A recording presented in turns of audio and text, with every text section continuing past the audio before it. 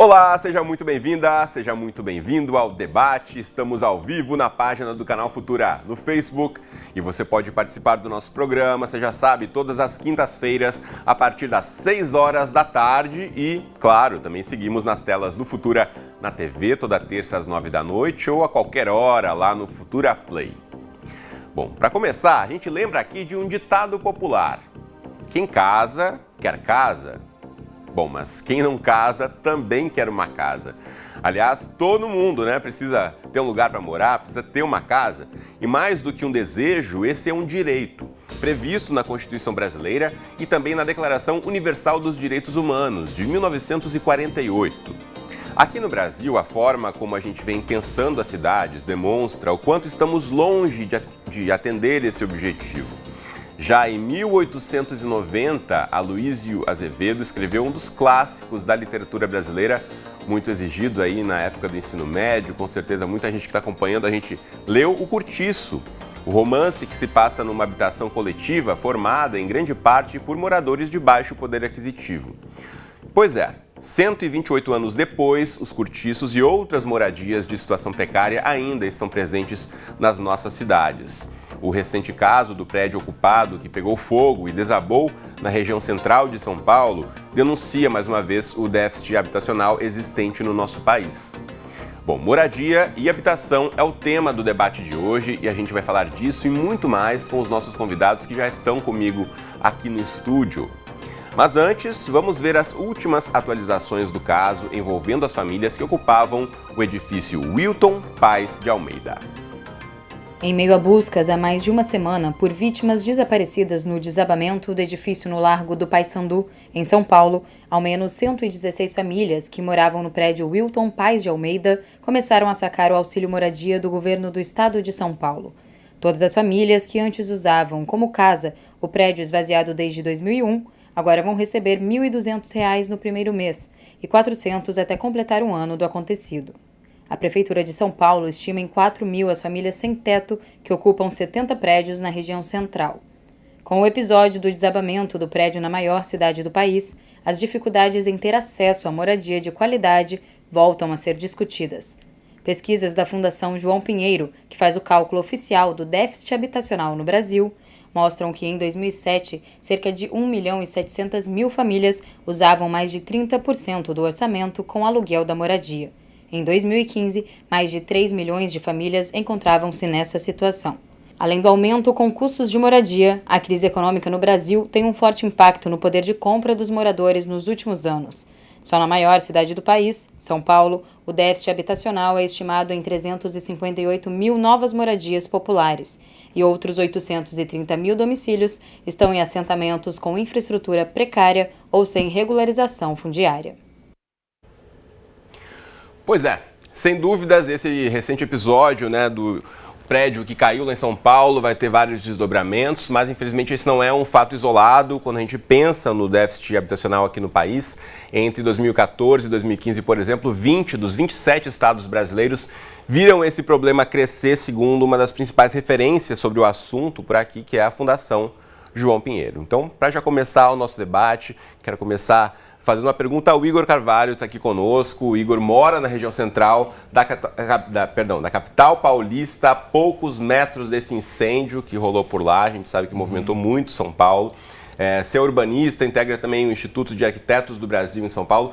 Como você acha que esse episódio afeta as relações das pessoas com esse espaço que é a região central de São Paulo, que a gente, como viu também na reportagem, tem tantos imóveis que estão desocupados e alguns estão ocupados irregularmente? Como é que você acha que esse fato acaba mudando daqui para frente políticas públicas ou a forma como a gente percebe aquela região? Pois é, bom, primeiro quero agradecer o convite e a pauta do debate, muito importante discutir. É uma tristeza que tenha que acontecer uma tragédia dessas para que nós, no Brasil, mobilizemos a sociedade para discutir uma questão que é tão tão importante, né? A questão da moradia nunca entra em pauta, porque na verdade, acho que o Rafael, que pesquisa a favela, pode falar isso muito bem, porque na verdade ela está encoberta dos olhos das pessoas, né? Precisa acontecer, enquanto está todo mundo morando na favela ou no loteamento irregular, está tudo maravilhoso. A partir do momento que um acidente acontece, escancara esse dilema social, né? Aí as pessoas se sentem mais mobilizadas, mais sensibilizadas. Então, já que é essa condição, vamos aproveitar do debate para discutir de fato a questão. Respondendo a sua pergunta, hoje o centro de São Paulo está bastante triste, eu moro lá,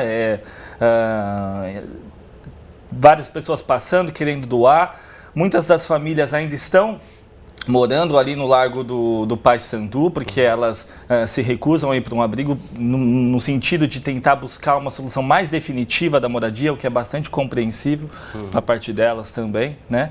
E como você falou, esse não é um caso isolado no centro de São Paulo, não é um caso isolado no Brasil, né? Só a matéria mostrou que a prefeitura levanta aí 70 mais ou menos ocupações na região central de São Paulo. Mas vale dizer que na gestão passada foram notificados mais de 500 imóveis nessa região, só na Sé e na República, 500 imóveis que estavam vazios, que poderiam ser convertidos em habitação de moradia digna, né, para famílias que compõem o déficit habitacional. Ou seja, tem uma equação que dá para ser dirigida para garantir o direito constitucional à moradia, que ele seja de fato implementado. Pois é, o Rafael Gonçalves também está conosco aqui no estúdio e também acompanha, né, casos de grande comoção. A gente sabe que motivam a busca por uma solução para o problema. Você é professor no Departamento de Serviço Social aqui na PUC-Rio, também é historiador, acompanha essa questão das favelas também. Como é que você vê, muitas vezes se tem a ideia de que as ocupações que deram origem às favelas não se tornam bairros, alguns consideram que sim, outros que não.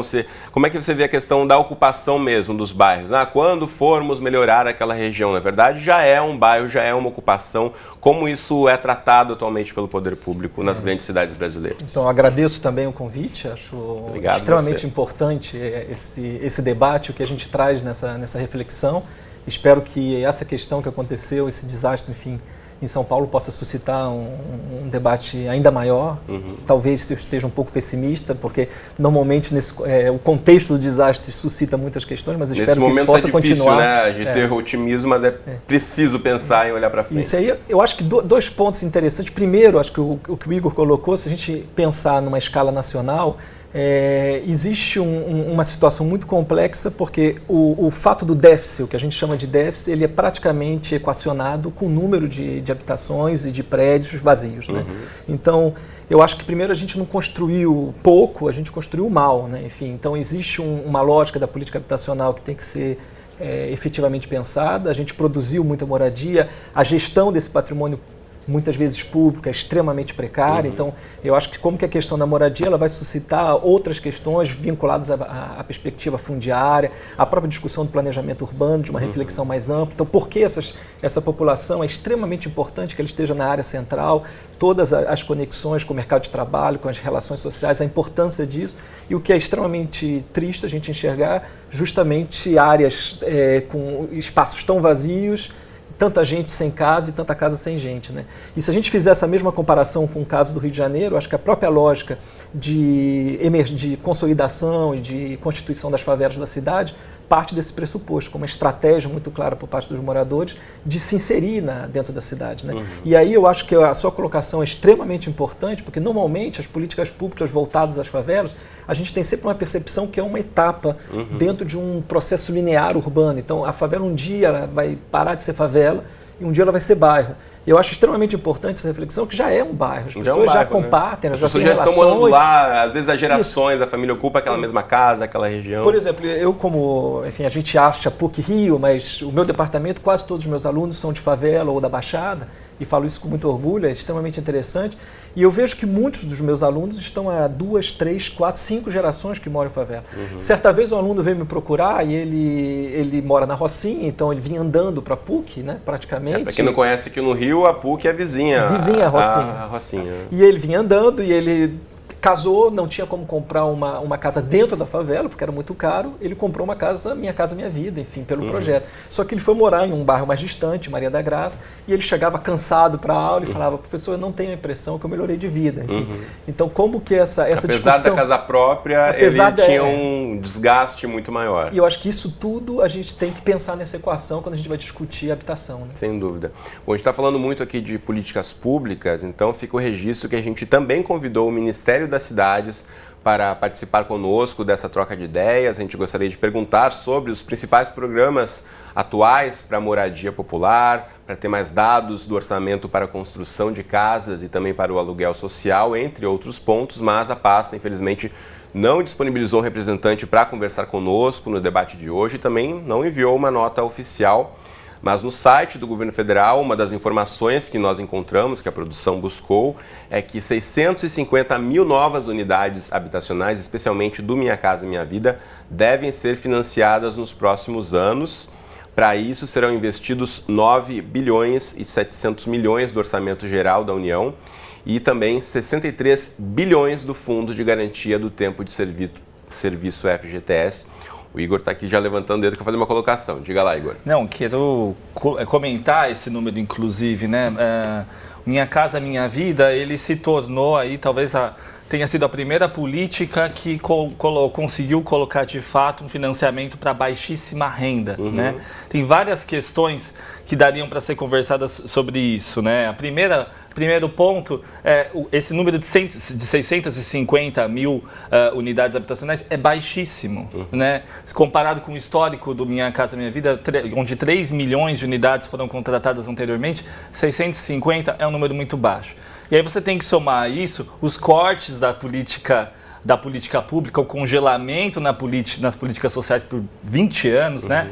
Quer dizer, quando a gente fala de moradia, a gente está falando não só de casa, mas de cidade e acesso a diversos serviços da cidade, que também são afetados quando você corta gastos públicos em políticas sociais. Eu acho que, e aí também eu acho que um ponto importante, especificamente na Minha Casa Minha Vida, que eu acho que, de um lado, tem um aspecto extremamente importante, porque efetivamente ele equacionou uma possibilidade de um financiamento a baixo custo. Mas, por outro lado, eu acho que talvez o projeto pecou justamente numa reflexão de planejamento urbano, né? Então, por exemplo, no caso especificamente do Rio de Janeiro, a gente produziu, mas produziu não necessariamente nos locais onde deveria ter sido produzido. Eu acho que a arquitetura um pouco do projeto, talvez ele tenha tido um impacto muito maior numa perspectiva de desenvolvimento econômico do que numa reflexão mais fina da questão da moradia. Eu acho que 2 pontos, aonde construir essas moradias, né? Então, por exemplo, eu acho que a parte do projeto Minha Casa Minha Vida Entidades é muito menor do que se a gente pensar no projeto maior vinculado às construtoras e aos incorporadores, enfim, que teve um impacto importante. Porque acabou tendo um impacto não só para a moradia de baixo custo, como todo o mercado imobiliário no Brasil acabou sendo muito movimentado ao longo da última década, a gente acompanhou isso, por conta, né, desses investimentos. A moradia tem um fator importante como um eixo de crescimento econômico, né? Então, o Minha Casa Minha Vida nasce em 2009, num contexto de crise econômica, então tem esse aspecto importante. E eu acho que o outro aspecto também, tanto por parte das políticas públicas quanto dos movimentos sociais, é que, de qualquer forma, a nossa reflexão sobre moradia, ela ainda é muito presa ao viés da propriedade privada, como uma solução. Eu acho que é uma das soluções e a gente tem que pensar, equacionar o financiamento nessa lógica, mas eu acho que a gente tem que ser um pouco mais criativo nessa reflexão, né? Sem dúvida. Bom, o edifício Wilton Paes de Almeida, no Largo do Paissandu, lá em São Paulo, era usado por 150 famílias brasileiras e também por estrangeiros. A ocupação era organizada pelo movimento Luta por Moradia Digna, o LMD. Lá na capital paulista, chegam a 150 os grupos que reivindicam o direito à moradia. Já aqui no estado do Rio, também há várias mobilizações. O Bruno Vidiano, da nossa equipe de jornalismo, esteve em um ato do MTST em Niterói, cidade vizinha aqui, a capital fluminense. Os manifestantes reivindicavam mais rapidez nos processos que envolvem o direito a uma área do bairro do Sapê, ocupada em 2015. Eles também cobravam que fosse criado pela prefeitura um projeto de moradia no terreno já desapropriado. Vamos conferir. Cris, oi convidados do estúdio. Hoje eu vim até a Prefeitura de Niterói acompanhar um ato do Movimento dos Trabalhadores Sem Teto. O ato de hoje é para fechar alguns critérios, que eram planos de necessidades básicas, para começar a extinção. Mas arruamento, DPA, DPS, são algumas questões. E a gente saiu, graças a Deus, vitorioso daqui, ali com data, já para saber topografia, que são questões importantes para começar a construção. Tanto é nosso interesse, como é interesse do movimento, como é interesse de vocês, que a gente construa ali moradias dignas e de qualidade para garantir um futuro habitacional, aquilo que vocês merecem, aquilo que a população de Niterói merece e que a cidade vai ter daqui a pouco tempo. A gente quer que saia do papel. Não quer ficar só nessa de fazer água e dar o papel e a gente vai embora. A gente quer ver as máquinas, sentar no terreno e começar as obras. Eu sou camelô, sou mãe de 5 filhos, trabalho na rua, vendendo pipoca no sinal. E conheci através de uma amiga o movimento, turmando, hoje eu sou uma das coordenadoras do acampamento.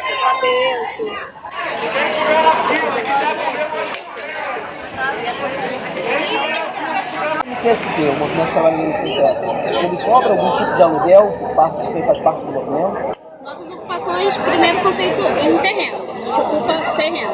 E a gente não cobra. A gente não cobra voto, a gente não cobra dinheiro, a gente não cobra nada. O que o MTST cobra é participação. Muito bem, agradecendo ao Bruno aí pela reportagem guerrilha, celularzinho na mão, acompanhando essa manifestação lá em Niterói.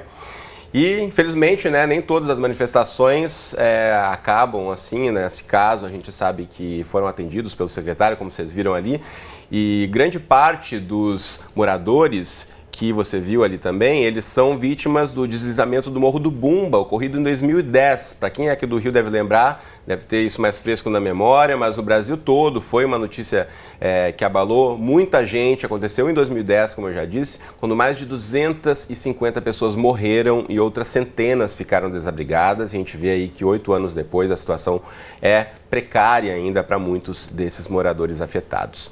Eu vou chamar agora então para a nossa conversa o Guilherme Simões. Ele fala com a gente pela internet para falar um pouquinho mais do movimento dos trabalhadores sem teto. Guilherme, bem-vindo ao debate, obrigado pela participação. A gente viu aqui um trechinho de uma manifestação aqui em Niterói, mas queria ouvir de você como está a articulação dos movimentos por moradia após os desabamentos, o desabamento recente aí em São Paulo.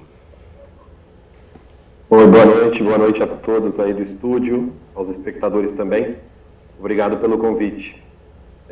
Bom, nós vivemos uma situação trágica, não é? De responsabilidade, especialmente do Estado, nessa situação que ocorreu na ocupação lá do Largo do Paissandu. E, felizmente, os movimentos sociais, os movimentos de luta por moradia, deram uma resposta coerente, não é? E se unificaram para fazer uma manifestação em defesa da luta pela moradia e em defesa também do direito a lutar pela moradia, né? Visto que, infelizmente, dada essa tragédia, né, esse escândalo, né, muita gente preferiu criminalizar os movimentos sociais, criminalizar os ocupantes, os moradores do prédio, a responsabilizar o Estado, a responsabilizar os gestores e, por que não, a especulação imobiliária. Os debatedores estavam falando aí no primeiro momento do programa a respeito da questão da moradia, né, no ponto de vista mais geral, e eu só queria, acho que foi brilhante, foram brilhantes as intervenções, queria colocar que a questão da moradia no nosso país, ela é histórica, ela não se dá agora, não começou agora o problema da moradia, é histórico, faz parte do que a gente chama de questão social, né, aproveitando que nós temos um professor aí de serviço social no estúdio, e tem um grande adversário, né, um grande inimigo, né, que é a atividade de especulação imobiliária nas cidades, que é o que dirige, no fim das contas, o desenvolvimento das nossas cidades. Então, os movimentos de moradia que se unificaram em São Paulo para fazer o ato ontem, né, em defesa da moradia, para dizer que quem ocupa não tem culpa pela tragédia que nós vivemos, estão de parabéns, né, e diante do grande inimigo que tem, que é a especulação imobiliária, e, como foi colocado, né, a propriedade privada como lógica. Pois é, Guilherme, você mencionou a questão histórica, né? A gente abriu o programa aqui também lembrando, né, o Cortiço, aquele clássico da literatura brasileira, há mais de 120 anos já falava de condições precárias de moradia da população de baixa renda, e a gente vê que a situação de lá para cá nem um pouco melhorou, muito pelo contrário. A gente sabe que você integra a coordenação nacional do MTST. O movimento surgiu entre a aprovação da Constituição de 88 e do Estatuto das Cidades, em meados da década de 90. Mas ainda hoje a atuação dos movimentos sociais gera muitas críticas, né? Eu queria ouvir de você, porque você acha que isso ainda acontece? Como você disse, né, muitas vezes os manifestantes são culpados pelo acidente, não a questão mesmo do déficit habitacional, por exemplo, ou da falta de políticas públicas para a moradia popular. Infelizmente, a gente, muitas vezes no nosso país, a gente vive a inversão, né, de valores e das responsabilidades, né, como nesse caso da tragédia lá do Largo do Paissandu. Mas eu atribuo essa criminalização a uma mentalidade difundida na nossa sociedade, né, de que ser pobre, fazer parte das camadas mais baixas da sociedade, equivale no nosso país, para alguns setores, especialmente os mais conservadores, equivale a um crime, né? Equivale a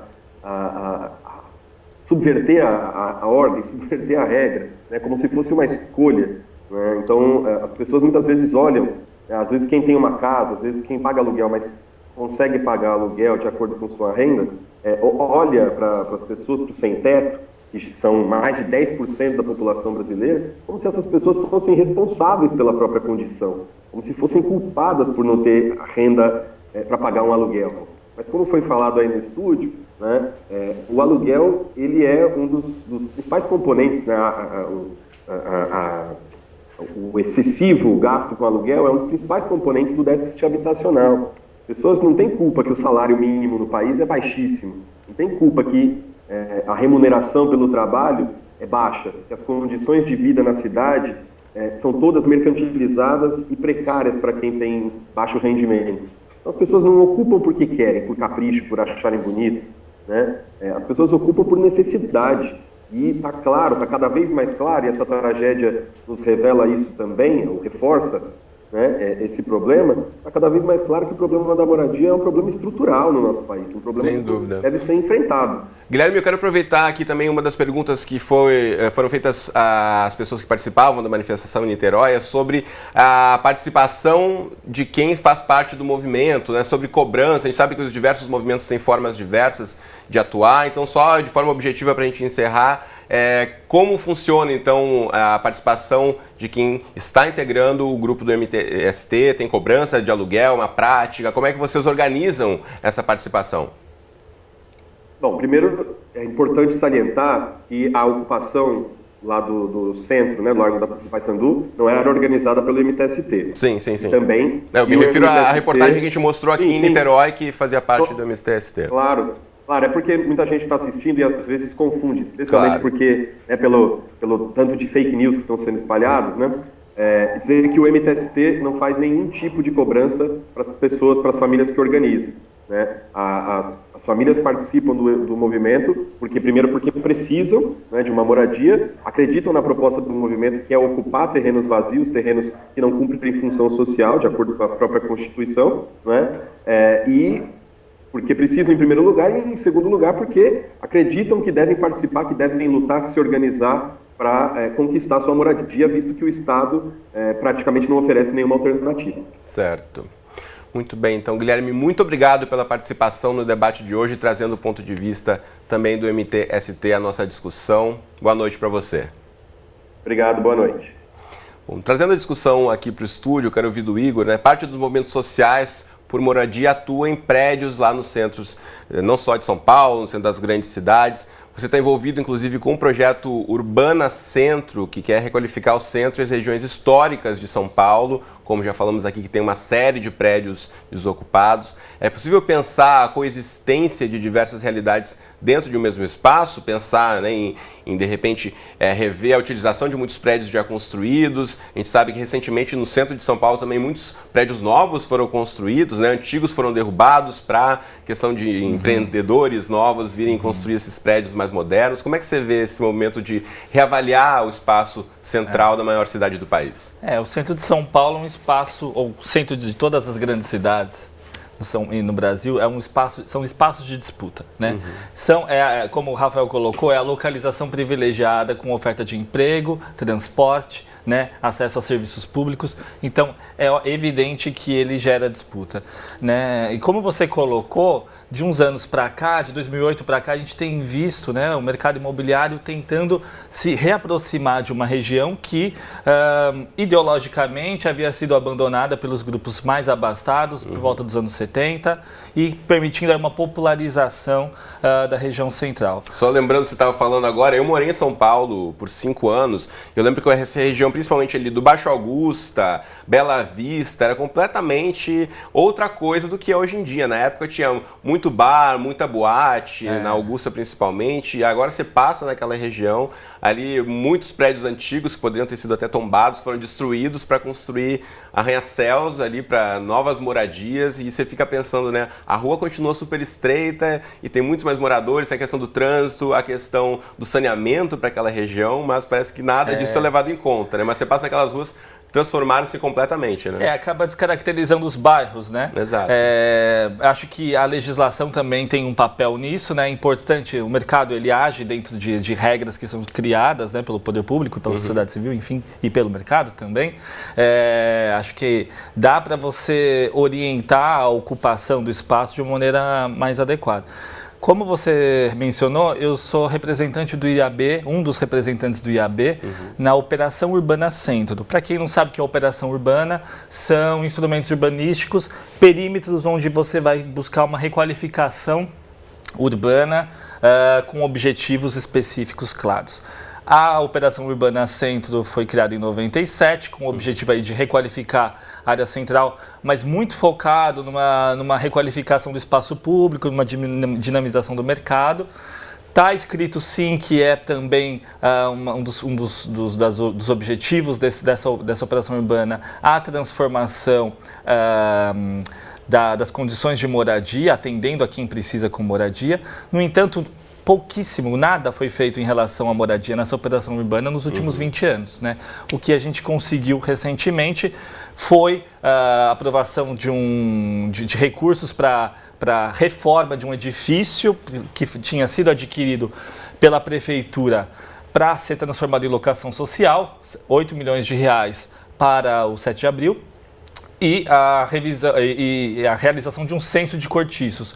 Hoje estima-se que em torno de 80 mil cortiços estão ali na região central de São Paulo, né? Então é muita gente, né? É muita gente. E uma questão que a gente já mencionou rapidamente, mas eu queria, antes da gente encerrar esse bloco, a gente está quase no finalzinho desse primeiro bloco do debate, mas que a gente já mencionou sobre a localização, muitas vezes, das moradias populares. E me veio memória também, quem circula em centros de grandes cidades, como aqui o Rio de Janeiro, por exemplo, você vê cada vez mais, com vários problemas de economia, profissionais, trabalhadores que atuam na região central, que não têm o dinheiro para pagar passagem, para ir para casa e voltar dormindo na rua, muitas vezes, para economizar o dinheiro, porque mora muito longe e vai acordar no dia seguinte, já vai ter que trabalhar na região central. Se repensássemos, né, onde as pessoas trabalham e moram, isso poderia facilitar e acabar ajudando a diminuir esse problema, né, Rafael? É muito comum a gente ver pessoas que passam de segunda a sexta e que tem só vão para casa no fim de semana. Eu acho que, primeiro, a gente tem um sistema de transporte péssimo. Então, eu conheço alunos que precisam fazer 3 horas para vir estudar, mais 3. Então, a vida deles, o dia já é bem diminuído, né? Então, as possibilidades, então, estar no centro é estratégico. E também a questão do custo, né? A gente tem um sistema de transporte extremamente caro, pouco articulado, as tarifas, enfim, a gente não tem uma tarifa que seja articulada como a gente vê em tantas cidades, por exemplo, da Europa. Então é caro morar na cidade, né? Então é complicado. Bom, a gente vai continuar levando essa discussão aqui, contando com você que acompanha a gente aí ao vivo no Facebook ou se você está acompanhando na TV, no Futura Play. Não saia daí que o nosso debate volta daqui a pouquinho. Mande perguntas pra gente. Eu espero você e nossos convidados seguem comigo aqui. Até já!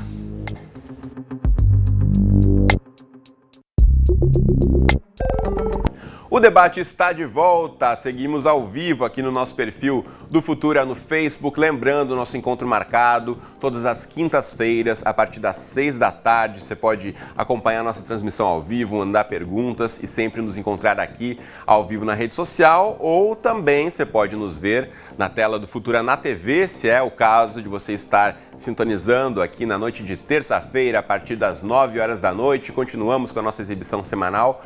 Ou ainda, a qualquer hora do dia e da noite, estamos disponíveis para você nos acompanhar lá no Futura Play. Bom, hoje analisando aqui como o artigo 6º da Constituição Federal está sendo cumprido ou não no Brasil. Para a gente lembrar, esse artigo trata dos direitos sociais, como educação, saúde, trabalho e moradia. Para deixar ainda mais clara a importância do direito à habitação, a Constituição Federal até recebeu uma emenda no ano 2000. Mas na prática, o que se vê é um crescente déficit habitacional. Essa realidade foi tema do curta documentário Não Repara a Bagunça, exibido aqui na programação do Futura. E eu convido você e também os nossos entrevistados que seguem conosco aqui no estúdio para conferir um trecho desta produção que mostra como é para quem mora em ocupações e áreas irregulares de São Paulo ter de lidar com a constante possibilidade de uma remoção.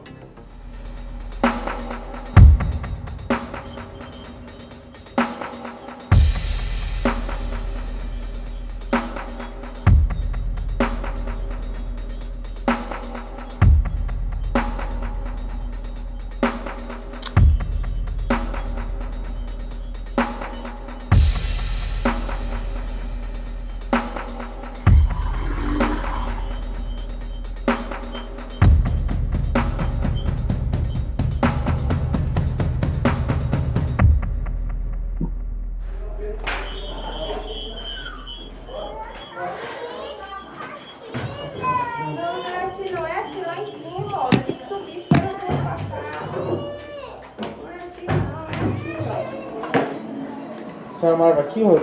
Isso, morava aqui. Nesse quarto. Tem 6 pessoas aqui que não sabem pra onde vai. Nós vamos ficar esperando aqui pra ver. Eu tô feliz aqui, viu? Obrigada, viu? Tchau. Tchau. Pois foi só um trechinho, mas eu convido você de casa a acompanhar na íntegra o documentário Não Repara a Bagunça. Ele foi exibido aqui na programação do Futura, na nossa faixa de curtas, mas você pode acessar facilmente no Futura Play. Basta acessar futuraplay.org, colocar lá na barra de busca Não Repara a Bagunça. São 13 minutos de um belíssimo documentário que exemplifica muito o que a gente está discutindo aqui no estúdio hoje, entrando de fato na moradia dessas pessoas para você acompanhar um pouco mais de perto o que acontece aí, principalmente de quem está morando na cidade de São Paulo em condições nem um pouco adequadas. Bom, a situação que a gente viu então nessa produção, infelizmente, não se restringe só a São Paulo, se repete em tantos outros locais do Brasil. E o nosso destaque agora da redação, a gente vê que aqui no Rio também, recentemente, famílias sem teto foram removidas do antigo prédio do IBGE na Mangueira. A ação de reintegração de posse ocorreu no final do mês de abril. Segundo a Prefeitura do Rio, 300 famílias foram removidas, mas de acordo com moradores, esse número era de 600 famílias. O local foi desocupado para ser demolido em casos de reintegração de posse e remoções, como tem sido a atuação do Poder Judiciário. Essa é uma questão que a gente quer discutir aqui, mas ainda falando, né, desse assunto, a gente comentava aqui no momento do nosso intervalo, né, Igor e Rafael, essa também foi uma notícia que repercutiu muito, né, essa desocupação aí do prédio do IBGE aqui no Rio, né, Rafael? Certamente, acho que assim como o caso, a gente estava conversando aqui, assim como o caso de São Paulo, é uma situação, as condições de vida eram extremamente precárias, o que a gente espera é como esse processo está sendo feito para esses moradores nesse espaço de tempo, né, até a construção das casas, de que maneira a gente vai reassentar esses moradores. Porque na maior parte das vezes esses processos de remoção eles são extremamente autoritários, extremamente violentos. Acho que no caso do Rio de Janeiro, dentro do contexto dos Jogos Olímpicos, a gente viu uma série de situações, operações muito parecidas, com falta de informação, com destruição de casa, enfim, sem uma razão específica, laudos de risco extremamente complexos que eram feitos sem uma clareza por parte do poder público em relação aos moradores, enfim, até da questão judicial. Acho que muitas vezes o que a gente enxerga também, até dentro do poder judiciário, uma falta de conhecimento da legislação urbanística, do Estatuto da Cidade, de direito de função social da propriedade. Acho que a gente também tem um direito e, sobretudo, uma formação jurídica muito civilista, né? Enfim, com pouca reflexão sobre o direito urbanístico e o peso que ele tem, a centralidade que ele foi dado desde toda a legislação pós-88. Né? Então, acho que isso é uma reflexão complexa que envolve uma série de questões, inclusive o Poder Judiciário. Né? Garantir a esses moradores, porque na maior parte das vezes os desastres, quando a gente fala, a gente tem a impressão, um grande movimento no pós-desastre, no dia depois do desastre. Mas como foi falado no primeiro momento aqui do programa, por exemplo, os moradores de Niterói, do Morro do Bumba. Do Bumba, o desastre para eles está durando 8 anos. 8 né? anos e até agora dura. Eles ainda estão lá reivindicando na porta da prefeitura. Eles não viraram essa página ainda. Né? Então acho que isso é um aspecto importante. E também articular essa questão com a discussão, muitas vezes em favelas, quando eu faço pesquisa, a gente pergunta, é muito comentário, mas também eles foram morar numa área de risco, por que eles moram lá? E na maior parte das vezes, puxando o termo do Guilherme, eu perguntava, mas por que vocês estão aqui? A maior parte das vezes eles falavam, olha, aqui eu não estou pagando aluguel, e eu tenho que fazer um cálculo, ou eu pago aluguel ou eu como, ou, enfim. Então, é um arranjo muito complexo também, esse acesso à moradia e muitas vezes de maneira inadequada. Né? Igor, quer fazer um comentário? Eu acho que esse caso do IBGE, da ocupação IBGE, eu tive a oportunidade de conhecer 2 semanas antes da reintegração de posse, né? Você percebe uma vulnerabilidade enorme das famílias que moravam ali, assim, uma precariedade muito grande, né? Vulnerabilidade social.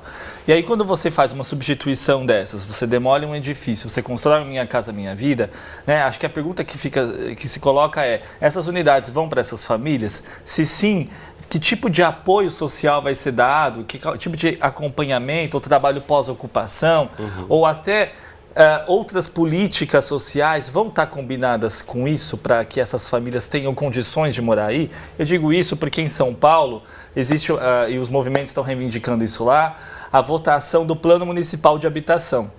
E ele coloca como uma das diretrizes a criação do Serviço de Moradia Social, que já estava previsto no plano diretor da cidade. Que consiste isso?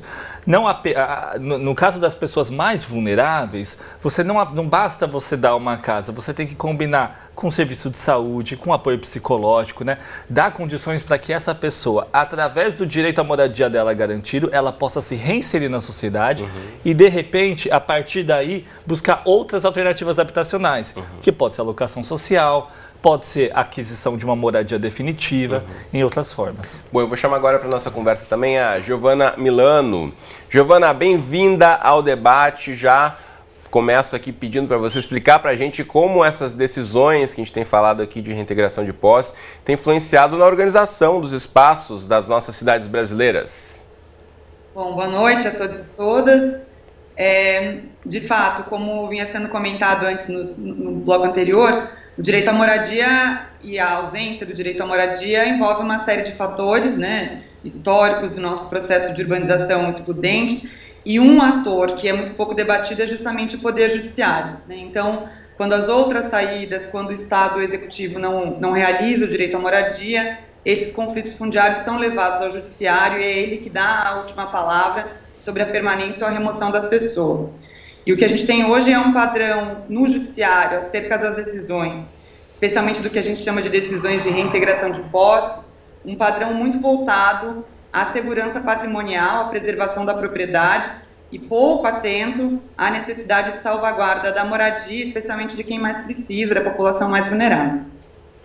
Bom, Giovana, você é professora de Direito Urbanístico da Unifesp e a gente sabe que sempre que há casos de reintegração de posse, como é que isso influencia a discussão sobre a função social da moradia? Está prevista, né, lá no nosso Estatuto das Cidades.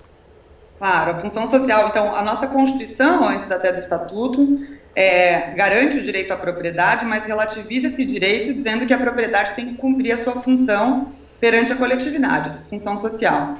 E o Estatuto da Cidade reforça esse viés coletivo, por assim dizer, do direito de propriedade, né?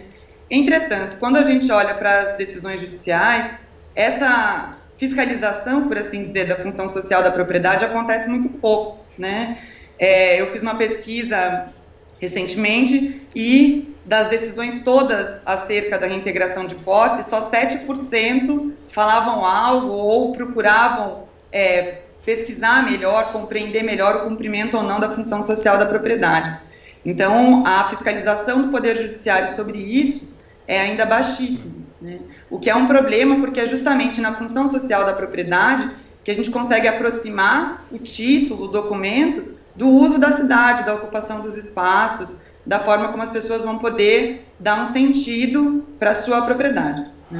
Giovana, a gente está ao vivo pelo Facebook recebendo perguntas aqui também, então que você esteja acompanhando a gente, mande ainda a sua pergunta, temos mais um tempinho aqui do programa. O Emanuel Nascimento pergunta, eu vou passar então para a Giovana essa questão, sobre a questão de segurança jurídica no termo direito à moradia versus direito à propriedade. O que prevalece nesse momento, de acordo com a Justiça? Primeiro que essa dualidade, no meu modo de entender, ela é uma dualidade complicada, né? Não é ou o direito à propriedade ou o direito à moradia. A questão é que o direito à moradia é um direito social que não depende só da propriedade para sua realização. A gente tem várias outras formas de acesso à moradia que deveriam e poderiam ser mobilizadas pelo poder público para que as pessoas conseguissem acessar, né? Mas tomando esse binômio, direito à moradia daqueles que precisam ocupar, por exemplo, um imóvel para morar, e o direito de propriedade, fato é que, no caso concreto, é preciso olhar, até porque não é incomum as situações em que as pessoas ocupam para conseguir realizar o direito à moradia e aquele que tem o título de propriedade sequer deu qualquer tipo de função social para ela, como eu dizia anteriormente. Então, o que a gente precisa é de um judiciário mais atento à legislação urbanística, às demandas sociais, porque o que a gente tem hoje tem sido a prevalência absoluta do direito de propriedade em relação ao direito à moradia, sem que haja uma verificação mais cuidadosa do caso concreto. Os juízes dificilmente vão em loco, vão nas ocupações para entender qual é aquela realidade e poder fazer uma ponderação mais adequada dentro do caso concreto. Muito bem, Giovana, muito obrigado pela participação, por ter trazido também essas questões para a gente aqui no debate de hoje. Um abraço para você. Eu que agradeço, um abraço. Bom dia, eu agradecer então também quem está mandando perguntas para a gente. Deixa eu registrar mais um comentário aqui do Edson Amaro. Valeu, Edson. Ele diz o seguinte: se o governo federal tivesse transformado aquele prédio em moradia popular, atendendo à função social da propriedade, não teria acontecido a catástrofe em São Paulo no começo do mês de maio. Está aqui o registro então também da opinião do Edson. Diga lá, Igor. Não, acho que o Edson tem razão e eu queria destacar um pouco isso.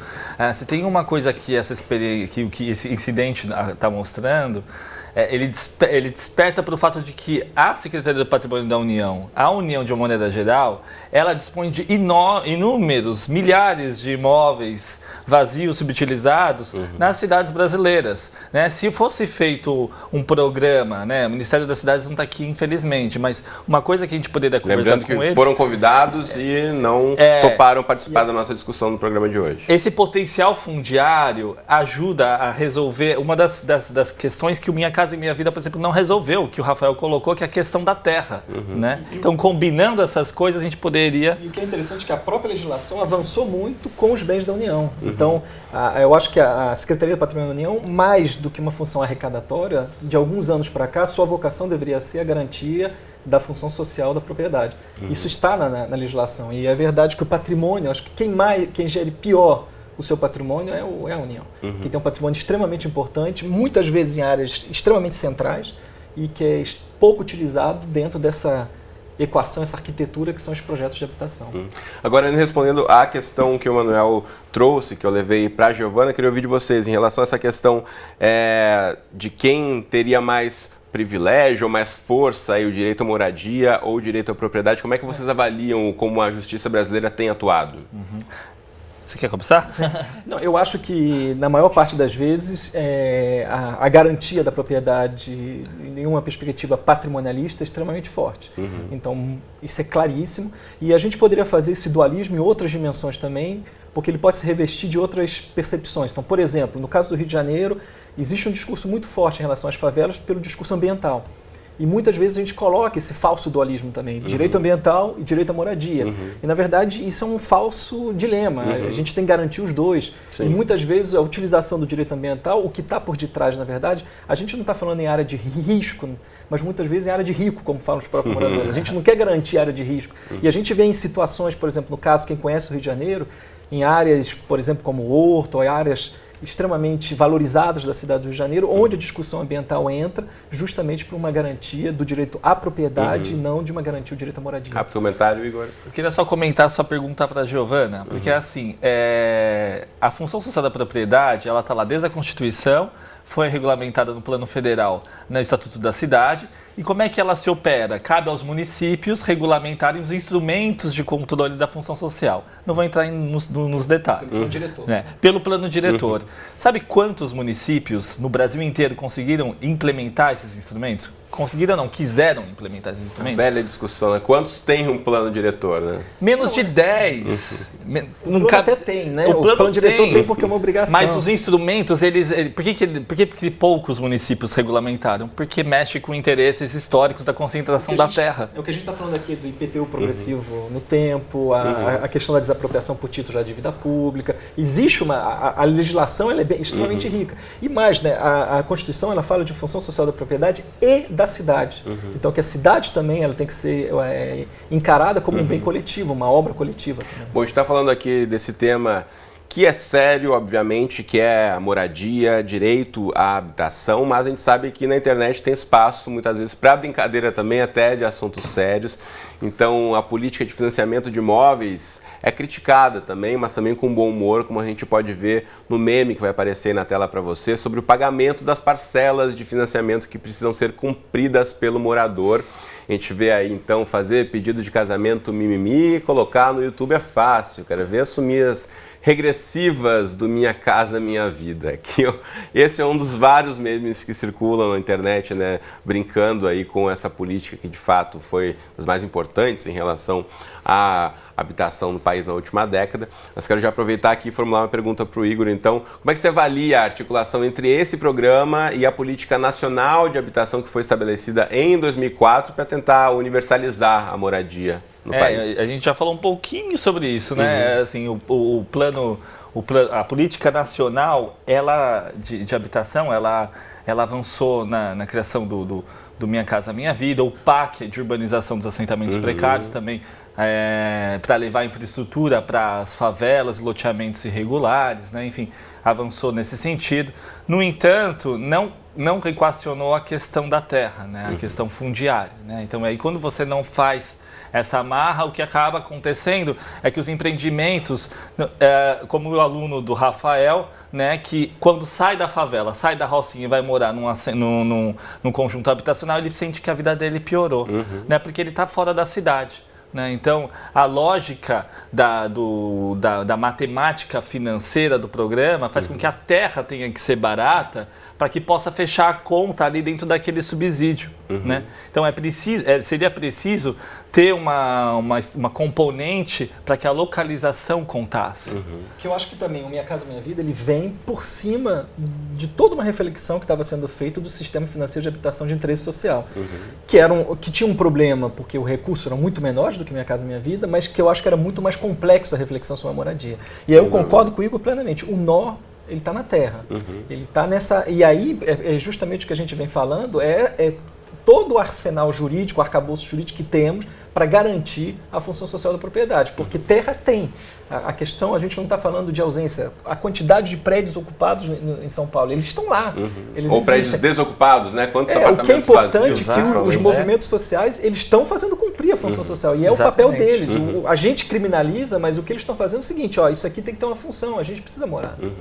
Bom, eu vou agora voltar a fazer uma conexão pela internet, chamando Bruno Dias, que vai explicar para a gente como a Organização Internacional Teto se organiza para promover melhores condições de moradia em comunidades.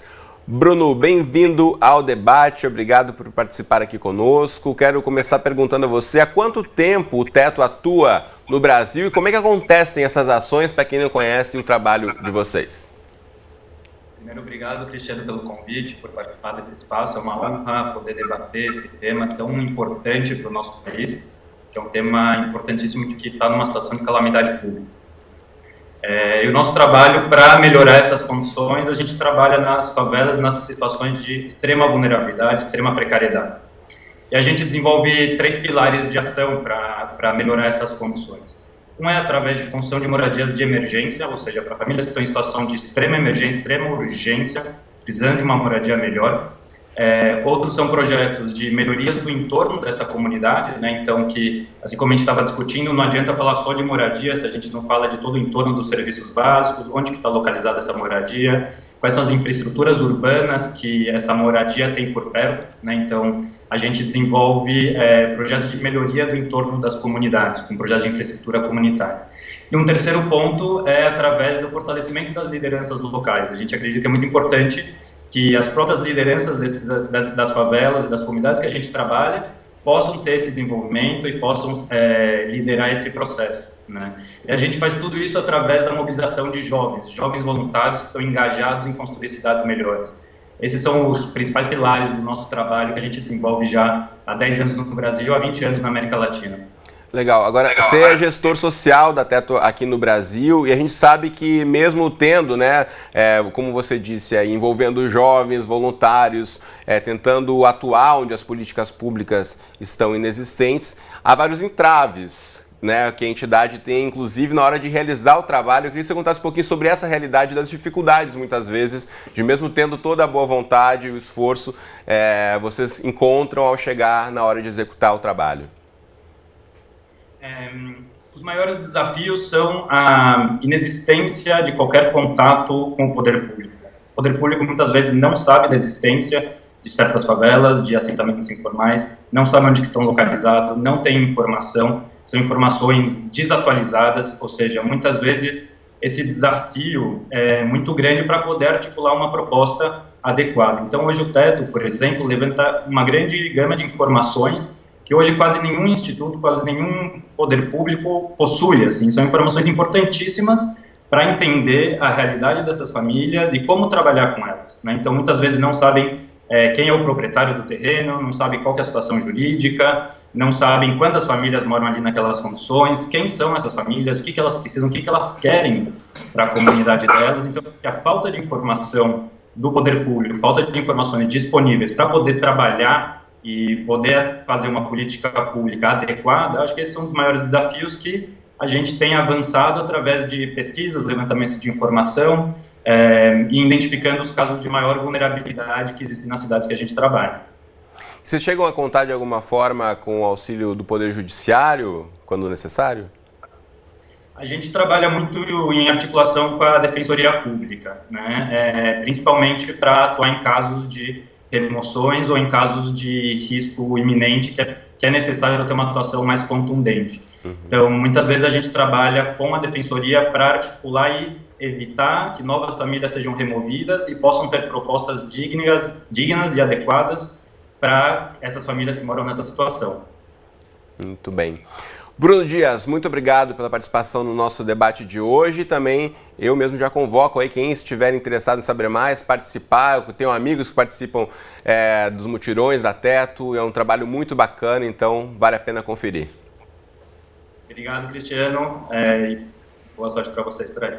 Valeu. Bom, a gente está voltando aqui para o estúdio, nossas considerações finais já passando para o Igor. Eu acho que, só queria pegar o gancho aí da Teto, existe legislação federal, política, para assessorias técnicas gratuitas. É uma lei federal para que as ocupações, as famílias que necessitem de apoio para construir uma casa adequada, tenham direito a um arquiteto, um apoio gratuitamente. Então, cabe aos municípios regulamentar isso. E isso, associado a um programa permanente de financiamento dessa modalidade de construção, tem grandes potenciais de transformar esse cenário desolador, né? Em São Paulo tem uma legislação que regulamenta isso. No Rio de Janeiro está tramitando um PL da vereadora Marielle Franco, Marielle presente, né? Então, mais presente nesse debate, nesse momento super importante, né? E assim, é importante a gente tratar dessas questões para que fortalecer essas modalidades de produção e aí também emancipar, né, essas outras alternativas. Rafael, para a gente encerrar. Eu acho que isso é interessante, tomaria uma discussão que há muito tempo que eu estou trabalhando sobre a questão da informalidade. Eu acho que na maior parte das vezes a gente encara a informalidade como setor econômico e muitas vezes marcado uma questão negativa, né? Eu acho que a partir dessa discussão que o Bruno colocou, enfim, da assessoria técnica, é da gente começar a encarar esses espaços informais que em muitas situações eles não são o problema, né? Eles têm problemas, mas não são o problema. Então, para muitos moradores, essas situações, por exemplo, das favelas do Rio, foram soluções. Então, eu acho que o profissional de intervenção, que seja o arquiteto, o assistente social, o advogado, compreender a realidade que ali é existente, que as pessoas ali, na verdade, eles construíram um espaço, um lugar, uma vida, sociabilidade, relações sociais.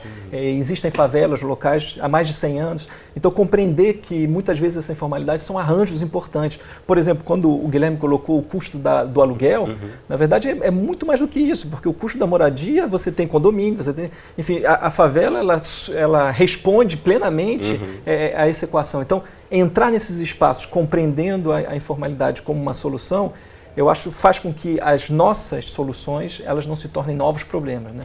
Elas têm que dialogar com isso. A gente podia seguir aqui mais horas conversando, esse assunto não morre aqui, mas o tempo do nosso programa chegou ao fim. Então, Igor e Rafael, muito obrigado, um prazer conversar com vocês, muito bacana. Obrigado. Valeu. Você de casa, fique ligado, a gente vai voltar a esse assunto com certeza aqui na programação do Futura. Você pode rever esse programa quantas vezes quiser no Futura Play ou nos encontrar ao vivo, mandar perguntas toda quinta-feira, 6 da tarde, lá no nosso perfil, canal Futura Oficial no Facebook. Forte abraço para você, até o nosso encontro da semana que vem. Tchau, tchau.